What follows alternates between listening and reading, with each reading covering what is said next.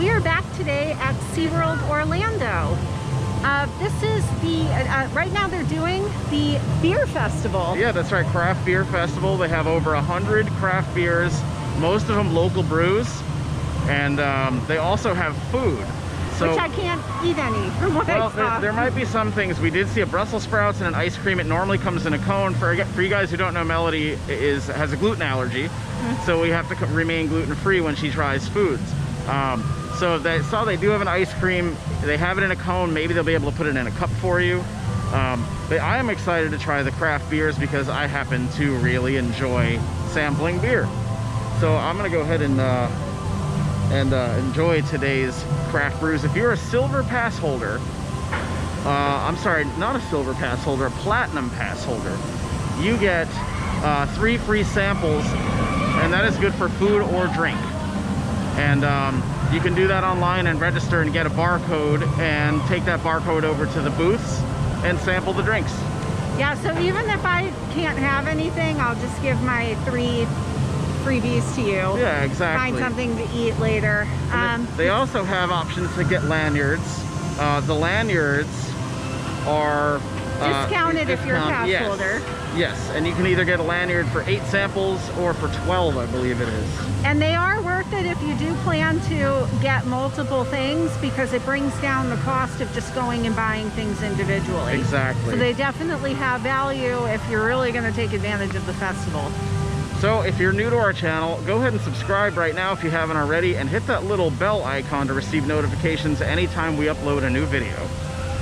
All right, let's go find you some beer. Let's do it. Yes. The crowd doesn't look too bad today at SeaWorld from what we've seen. It's not really nice weather, so that could be part of it. And then the holiday weekend was the other weekend, and we heard that the parks had hit maximum capacity. Everybody's still working at a reduced capacity right now. But as far as today goes, it really doesn't look too bad so far. So we'll see as we get further into the park.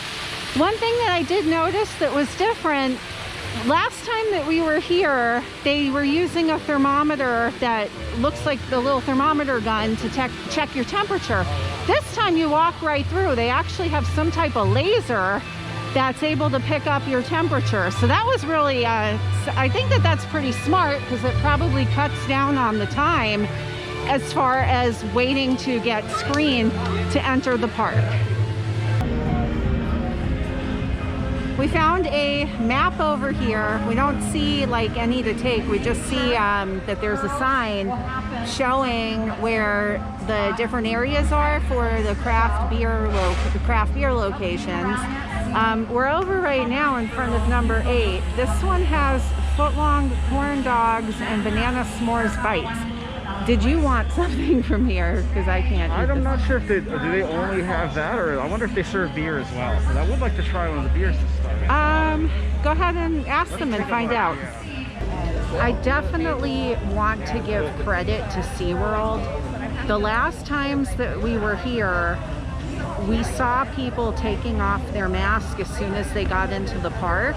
Now they actually have people walking around making sure that people are wearing their masks, and if they're not wearing them properly, they're telling them to actually pull it up.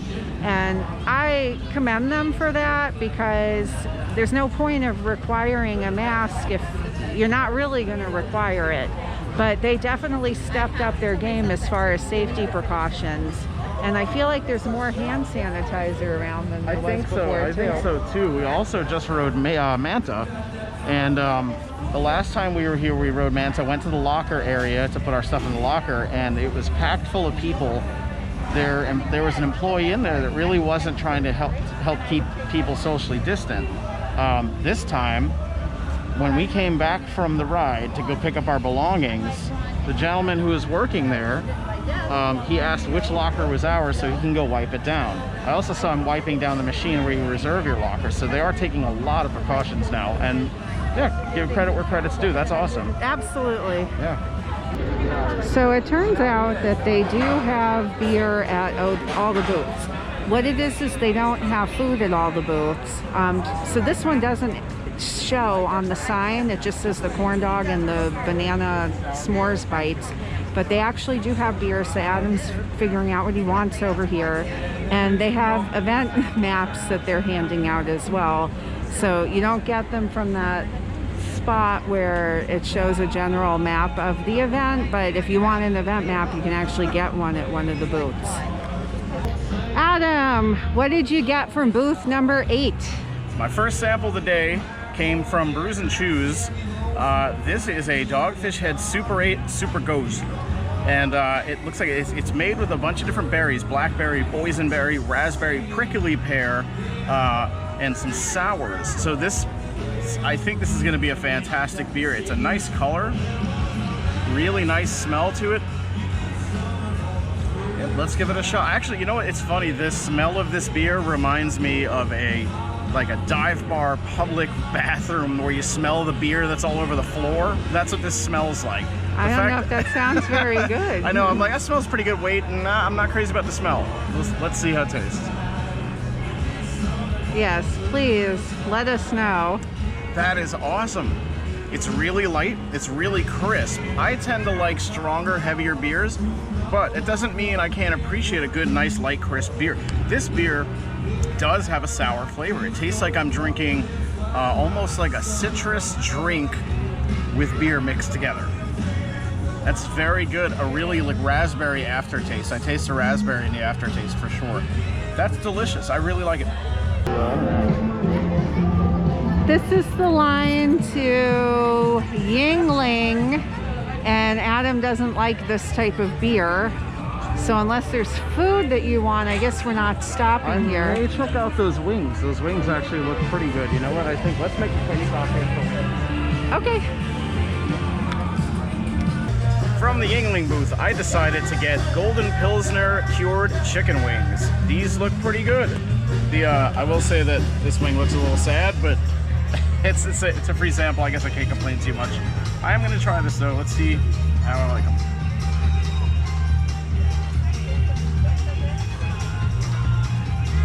Yeah, that's pretty good.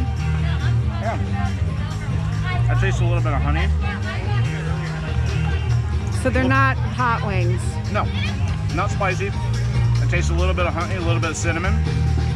That's good. Our next stop is Hoppy on Tap. I decided to go with the Pulp Friction IPA, which is by Motorworks Brewer from Bradenton. And this is a traditional IPA, and I believe it's a 6.3%, so it's a little heavier than your normal IPA. I'm getting a lot of grapefruit from that, and I tend to really like grapefruit style IPA. Let's try it. Oh yeah. Yeah, that's a pink grapefruit. I didn't realize. I thought this is a traditional IPA. This is pink grapefruit IPA, like 100%. It's really nice, really smooth. And the hops don't hit you as hard as the grapefruit does. The grapefruit really pops through. Very good. My next stop is Go for the Grain, where I decided to grab Old Elephant Foot Ipa. It seems like it's the strongest out of all the IPAs that are at this festival. I think we're clocking in at 7%. And I decided to also get Reuben spring rolls. Now, I'm a big fan of Asian food. I'm a big fan of Reuben sandwiches. This looks like it's combined both, so I am really stoked to try that. I think the first thing I'm going to try, though, is the beer. This just looks delicious. It smells almost like a double IPA. Very hoppy.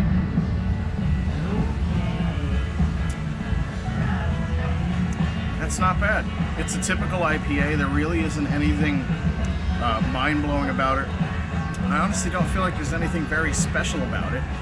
I do like it though. It's very, very good, but I don't think I see any characteristics of this beer that sets it apart from any other IPA that you might decide to buy. But it's very good. All right, let's give this a go. This looks very good. Even comes with a little side of sauerkraut. I have a feeling there's no sauerkraut inside. That's probably why they're doing it like this. Let's try it.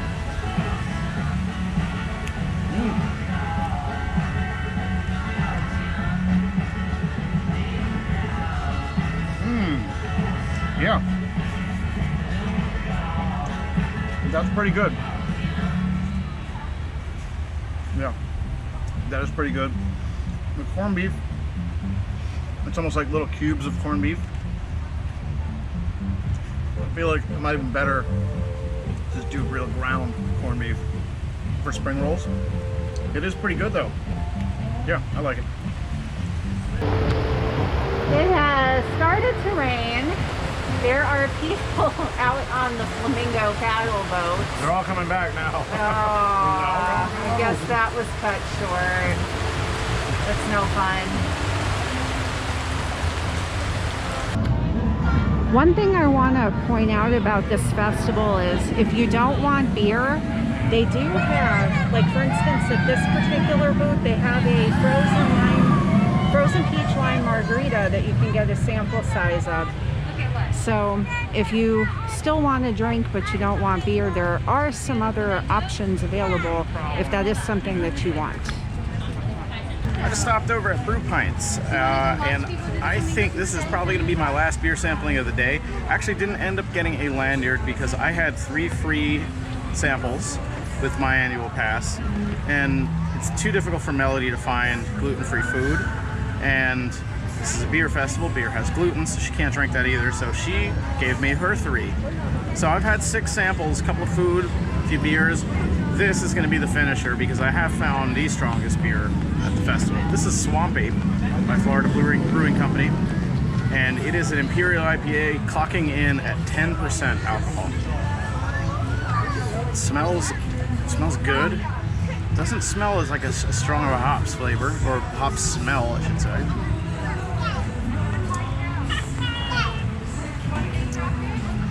It's strong, but I'm not as crazy about the flavor.